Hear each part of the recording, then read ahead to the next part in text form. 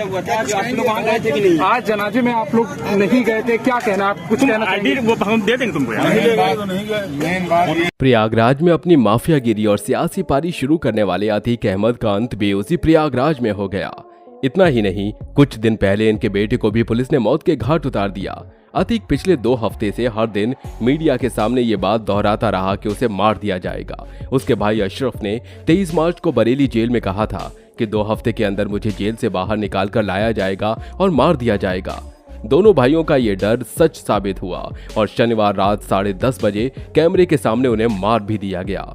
दोस्तों, ऐसे में अब सवाल ये उठता है, क्या सच में ये पुलिस की साजिश थी, या अगर नहीं तो आखिर कौन थे वो शख्स और क्या थी उनकी अतीक से दुश्मनी जिसने उसे सबके सामने मारने के लिए मजबूर कर दिया। दोस्तों, चलिए आज के इस वीडियो में हम लोग अतीक अहमद से जुड़े सारे रहस्यों के बारे में जानेंगे और साथ ही जानेंगे अतीक अहमद की पूरी राजनीतिक और आधिकारिक रिकॉर्ड्स। बीते दिनों अतीक अहमद को उमेश पाल की किडनैपिंग मामले में उम्र कैद की सजा हुई थी। साथ ही इसके 2 बेटे असद का 2 दिन पहले एनकाउंटर कर दिया गया। पिछले 2 महीने माफिया परिवार के लिए बेहद खराब रहा।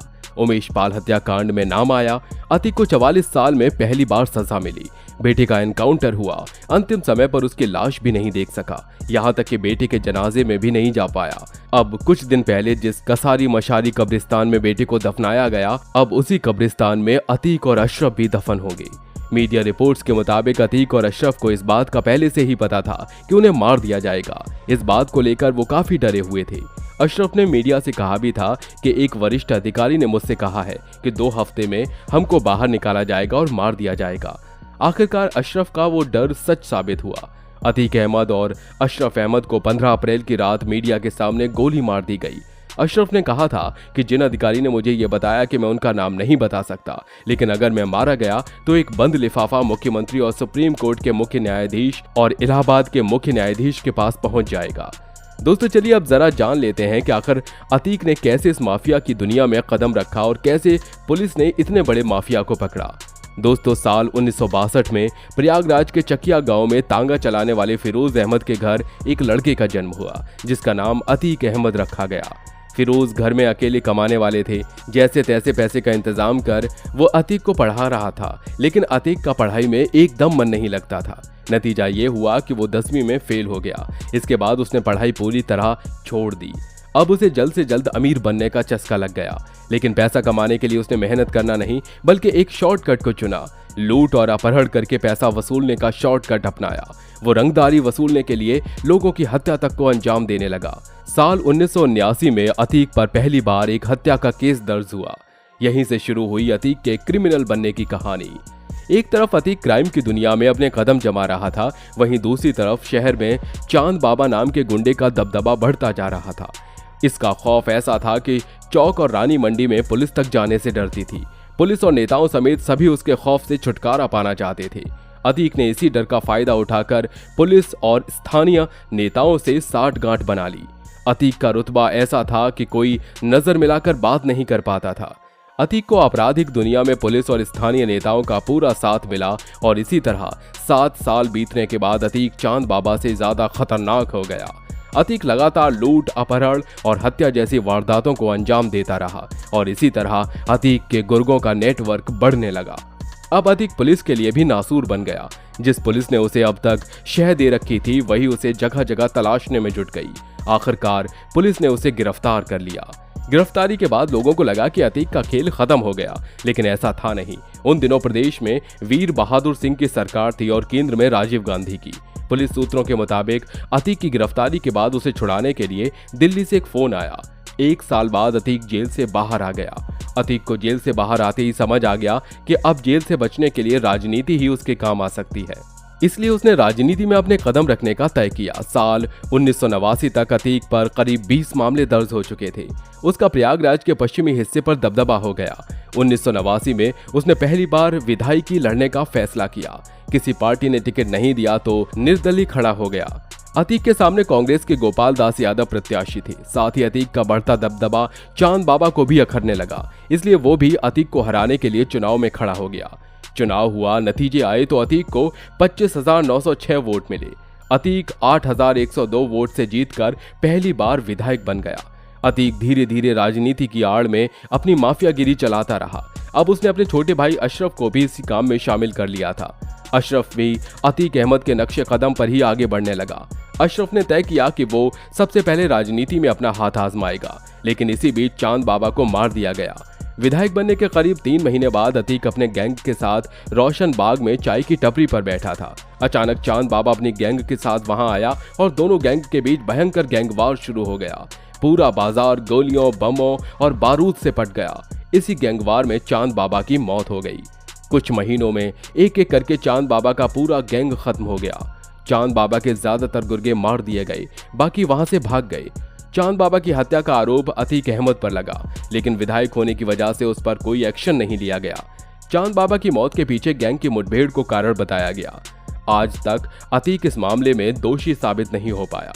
अतीक अहमद ने अशरफ को सपा से टिकट दिलवाया। कभी अतीक की टीम का हिस्सा रहे राजू पाल बसपा में शामिल हो गए।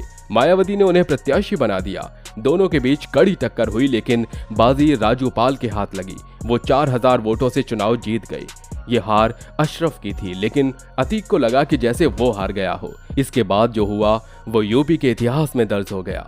25 जनवरी 2005 दोपहर के 3 बजे थे। सुलेम सराय की सारी दुकानों पर तिरंगे बिक रहे थे। दुकानों पर मेरा मुल्क, मेरा देश, मेरा ये वतन, शांति का, उन्नति का, प्रेम का चमन गाना बज रहा था। तभी यहाँ अशांति फैल गई। इलाहाबाद शहर पश्चिमी के बसपा विधायक राजू पाल 2 गाड़ियों के काफिले के साथ SRN हॉस्पिटल से वापस अपने घर नीवा जा रहे थे। तभी रास्ते में उनके दोस्त सादिक की पत्नी रुखसाना मिली और उन्हें अपनी गाड़ी को आगे वाली सीट पर बिठा लिया। राजू पाल खुद क्वेलिस ड्राइव कर रहे थे। पीछे जो स्कॉर्पियो चल रही थी उसमें 4 लोग बैठे थे।